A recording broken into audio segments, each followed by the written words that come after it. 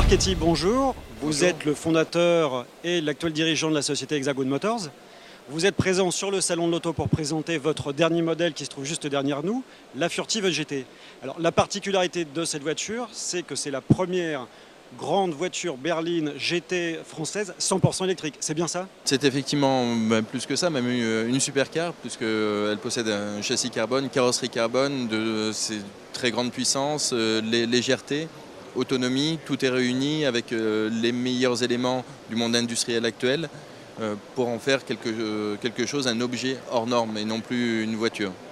Concevoir une voiture 100% électrique, est-ce qu'il y a plus de contraintes techniques que concevoir une voiture avec un moteur thermique?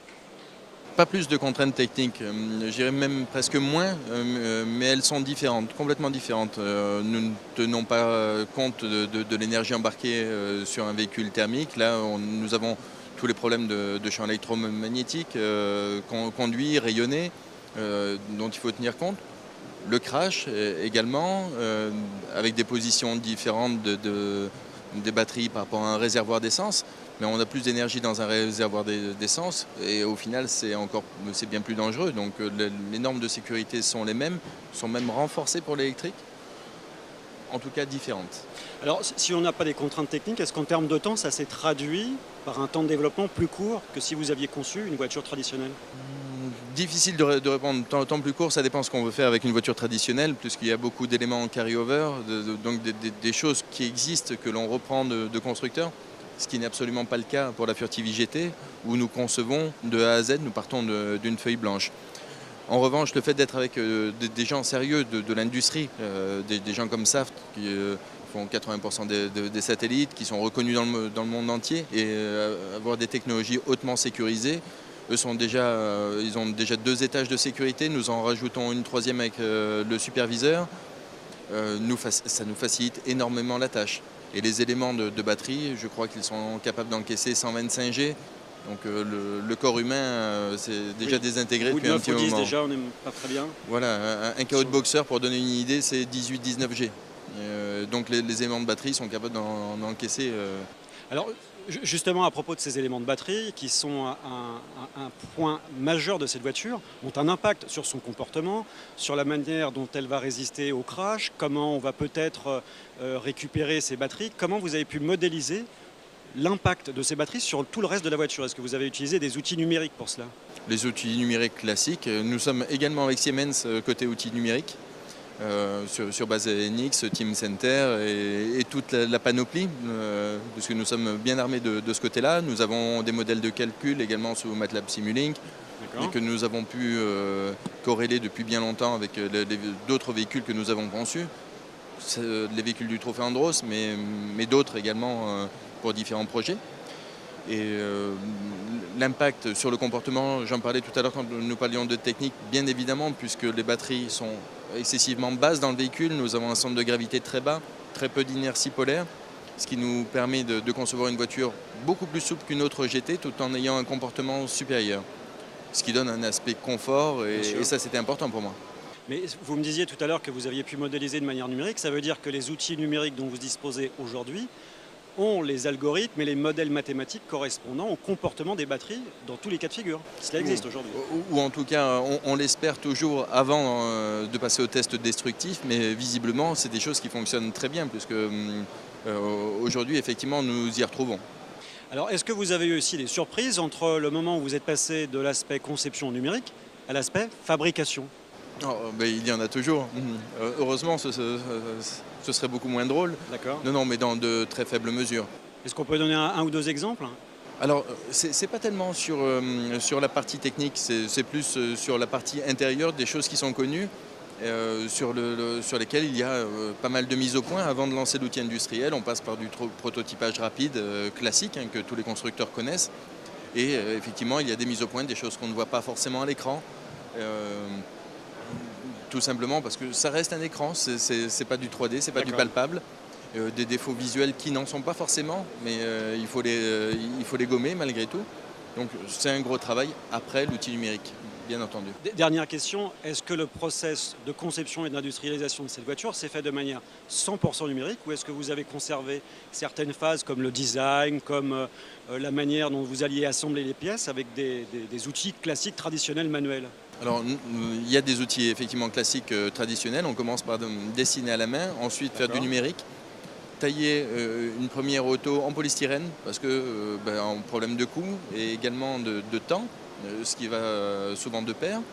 Corriger à la main, faire du rétrofit, du rétro-engineering, nous sommes équipés pour faire du rétrofit et ensuite modéliser. Pour corriger avec des boucles de rétro-engineering, d'accord. Okay. Donc non, il y a quand même beaucoup de phases de manuel, y compris pour ce qu'on appelle la baignoire, mais tout l'intérieur du châssis, pour le positionnement, on a beau avoir une maquette, même humaine, numérique.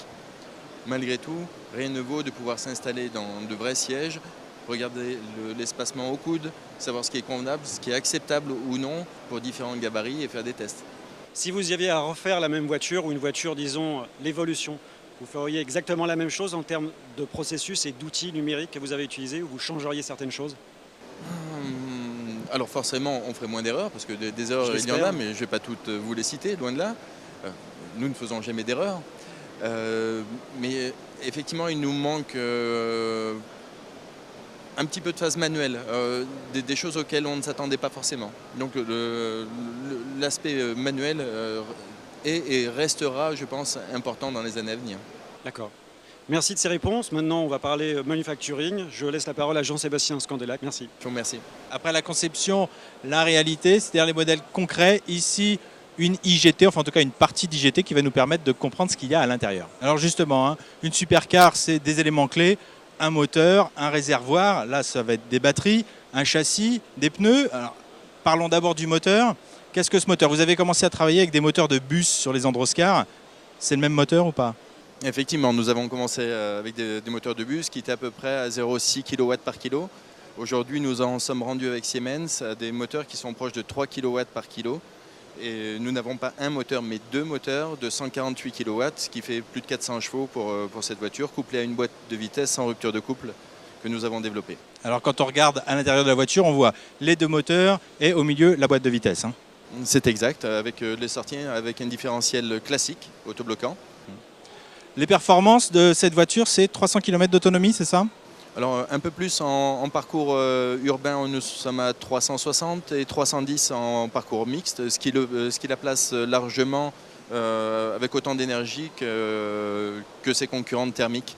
Donc la seule contrainte aujourd'hui, c'est de passer 1 heure à faire le plein au lieu de passer 10 minutes. Mais d'un autre côté, on a un réservoir qui fait 10 ans de durée de vie.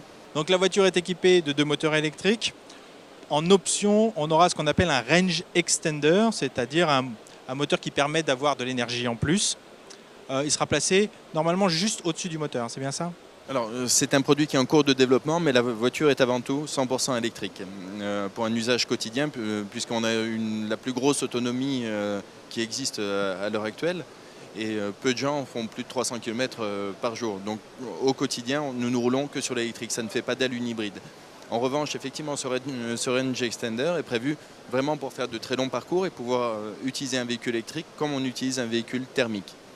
Donc ça recharge de façon ponctuelle les batteries et non pas de façon quasi permanente, mais nous obtenons la pleine puissance uniquement par les batteries, sans avoir besoin d'avoir du moteur qui se mette en route, puisque dans la plupart des véhicules, il n'y sera pas de toute façon. D'accord, ce sera un petit moteur qui sera placé au-dessus des 2 moteurs électriques, c'est ça? Juste en arrière, dans le coffre actuel, puisque aujourd'hui nous avons 2 coffres, donc ça lui confère beaucoup de place pour les bagages, et à l'avant et à l'arrière, et bien entendu, comme je vous le disais, avec les 4 places. Le moteur est un moteur Siemens, il a été optimisé par Siemens, ils ont tout refait? Là, ils sont vraiment en avance de phase sur la concurrence. Nous sommes autour de 98% de rendement. Alors, nous sommes partis de 82%, comme vous le disiez à l'époque, avec les Androscar. Et rendu à 98% aujourd'hui avec ce type de moteur. Ils ont vraiment fait un gros bond en avant et optimisé par la boîte à vitesse qui permet de rester dans une plage de rendement optimum à tout moment. Qu'est-ce qui est compliqué quand on monte un moteur électrique dans une voiture, enfin un moteur électrique de cette puissance dans une voiture? Il y a des points particuliers à soigner ou pas? tout bien dimensionner et avoir plusieurs modes de conduite, puisque le propre du moteur électrique, c'est d'avoir le couple maximum de façon instantanée. Donc j'appelle ça dans la vraie vie, mais c'est vrai qu'au quotidien, vous appuyez, vous avez la pleine puissance immédiate. Vous n'avez pas besoin de faire patiner un embrayage, vous n'avez pas besoin d'être au bon régime. Ça pousse vraiment très très fort et tout de suite. Donc pour nous, l'intérêt c'était d'avoir plusieurs modes de conduite pour que tout un chacun puisse conduire ce type de véhicule sans forcément avoir des notions de pilotage et sans se faire peur. Alors concrètement, plusieurs modes de conduite, ça veut dire plusieurs lois de commande pour les moteurs. Vous les avez développées, mises au point comment ces lois de commande ? C'est vrai que l'expérience du Trophée Andros nous a beaucoup servi parce que nous avons travaillé énormément avec les pilotes, avec des contraintes sur la glace ou sur asphalte, donc avec très peu de grippe. Et il fallait que ce soit utilisable en permanence. Donc nous avons travaillé sur différentes lois et cette expérience, aujourd'hui, on la retrouve et ça nous permet de travailler beaucoup plus vite en développement pour différentes choses et bien entendu la Furtive IGT. On pourrait presque imaginer un mode personnalisé sur une voiture. Ah, complètement, mais je pense qu'avec les 4 modes proposés, tout le monde y trouvera son bonheur. D'accord. Alors le deuxième point essentiel pour une voiture électrique, ce sont les batteries. Là encore, ce ne sont pas des batteries de base. Nous en sommes loin, effectivement, puisque nous sommes avec Saft, qui est une société française quasi centenaire, qui fournit 80% des satellites dans le monde. Vous voyez, comme quoi on sait fabriquer des batteries en France. Ariane, l'Eurofighter, le Rafale, tous les teams de pointe de F1 utilisent des batteries Saft, également pour leur KERS. Donc beaucoup d'énergie placée dans le plancher, dans un caisson structurel, le plus bas possible, avec un minimum d'inertie polaire, de manière à ce que le véhicule ait un comportement dynamique exemplaire. Et pour ce faire, d'ailleurs, nous faisons aider également par Michelin. C'est le point essentiel, c'est aussi ce qui fait le budget de la voiture finalement. Le plus cher, c'est les batteries. Oui, très clairement, c'est le cas, mais avec une durée de vie qui est exceptionnelle, puisque la plupart des constructeurs de batteries proposent entre 1200, 1400, 1600 cycles. Aujourd'hui, Saft, avec leur technologie, c'est 3000 cycles. Et au bout des 3000 cycles, ils garantissent encore 80% d'énergie. Mais la puissance est toujours là. Les batteries permettent de faire plus de 360 km en mode urbain. Quel est le temps de recharge ? Le temps de recharge, alors c'est la grosse différence effectivement par rapport à un véhicule thermique. Quand vous passez à la pompe, vous mettez en gros 10 minutes, un quart d'heure. Là, pour passer de 30 à 80%, c'est 31 minutes. Alors de la même façon, pour monter des batteries sur une automobile, c'est compliqué, on les place dans le plancher et on ne s'en occupe plus, ou bien il faut les placer vraiment de façon judicieuse ? Alors je pense que dans le plancher, c'est la façon judicieuse de les placer, puisque elle contribue au comportement qui est a priori exemplaire. Tous ceux qui l'ont essayé peuvent le dire. Et ce sont des relevés factuels également faits avec Michelin. C'est une voiture qui est vraiment au-delà des normes automobiles, au-delà de toute GT. Je crois qu'on a un centre de gravité proche de 100 mm plus bas que n'importe quel GT au monde. Elle colle à la route. Ça me semble assez judicieux. Non seulement ça nous permet de coller à la route, mais également de travailler, d'être avec une suspension qui est beaucoup plus souple. Donc vous avez une auto qui est rivée au sol et qui malgré tout reste très confortable. Et ça c'est pour moi capital. En tout cas c'était ma vision des choses. Alors le dernier point sur une voiture de course, là c'est une GT, mais sur une voiture électrique ce sont les pneus. Avec un moteur qui offre le couple à tout moment, on risque d'arracher ses pneus à tout moment. Alors avec qui avez-vous travaillé ? Forcément avec Michelin, les meilleurs, incontestablement. C'est pas parce qu'ils sont mes partenaires, c'est réellement ce que je pense. Ils ont un centre technique qui nous apporte beaucoup. C'est une réelle chance pour Hexagone d'avoir Michelin. Avec le centre de la Doue, qui n'est pas très loin de chez nous en plus. Vous êtes à Manicourt. À Manicourt, effectivement. Une équipe dédiée pour le développement en collaboration des liaisons au sol et un pneu. C'était monsieur Édouard Michelin, le fondateur du Bibendum, il y a un siècle et demi, qui disait qu'une auto devait être construite autour des pneus. Aujourd'hui, c'est toujours vrai, un siècle et demi après. Si ce n'est que cette fois-ci, il a fallu pour eux construire un pneu capable de supporter le couple à 0 tour minute et conserver un rendement exceptionnel, puisque vraiment tous les points sont faits pour le rendement. Donc sur une GT, on ne néglige pas le grip, mais malgré tout, on travaille sur le rendement et sur le surcroît de couple à l'amorçage. Alors Luc Marchetti, on a une voiture qui roule très très vite, mais il faut aussi qu'elle freine très bien. Est-ce que c'est les mêmes freins que sur les autres voitures ? Pas tout à fait, puisque Béringer, qui est une marque également française de freins, est connue principalement pour la moto et pour la compétition. Ils nous ont développé des pinces de frein spéciales et de par le concept de la Furtive IGT, vous le disiez, elle accélère très très fort, mais elle freine aussi très très bien, puisque nous dépassons les 1,2 G, ce qui fait d'elle une des meilleures freineuses au monde. De plus, nous avons de la récupération d'énergie au freinage, ce qui aide l'ensemble du ralentissement. Alors cette voiture électrique, on voit les premiers exemplaires là sur votre stand. Combien de voitures voulez-vous construire par an ?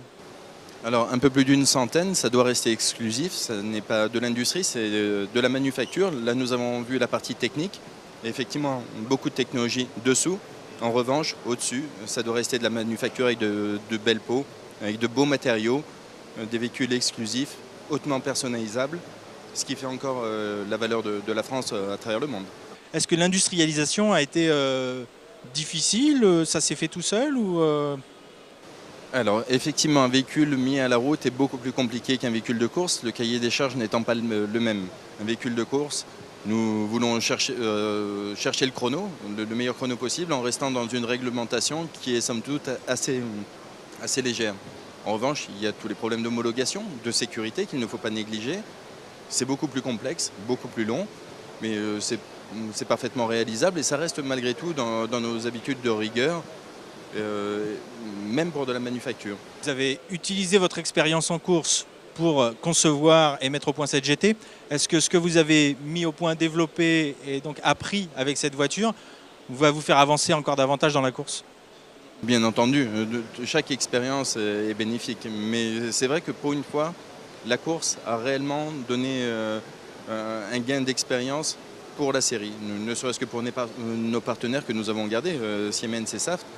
On les a amenés pour la première course au monde 100% électrique sur le Trophée Andros, dans un milieu qui est quand même assez hostile, dans l'eau, le froid, la neige, l'altitude, tout ce que l'électronique adore, les changements de température, donc l'humidité dans l'électronique. Et ça a été une très belle expérience pour fiabiliser notre produit et rouler dans des conditions extrêmes. Alors la IGT, c'est un moteur ultra performant, des batteries ultra performantes, des pneus faits sur mesure, un châssis comme il n'y en avait encore jamais eu. Tout ça pour avoir des performances de voitures de course sur la route. En gros, c'est votre rêve un petit peu là, ce qui se réalise.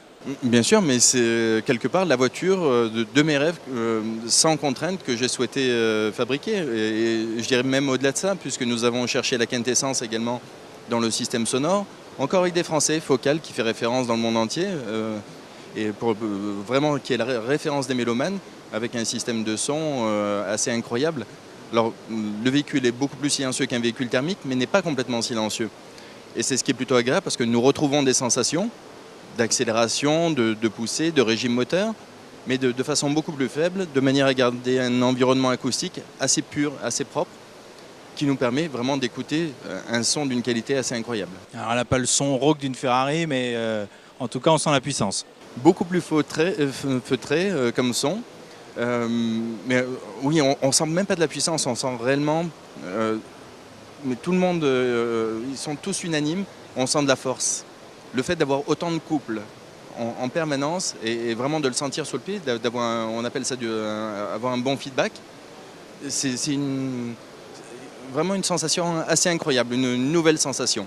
Ceux qui n'ont pas essayé de l'électrique de haute puissance ne peuvent pas en parler.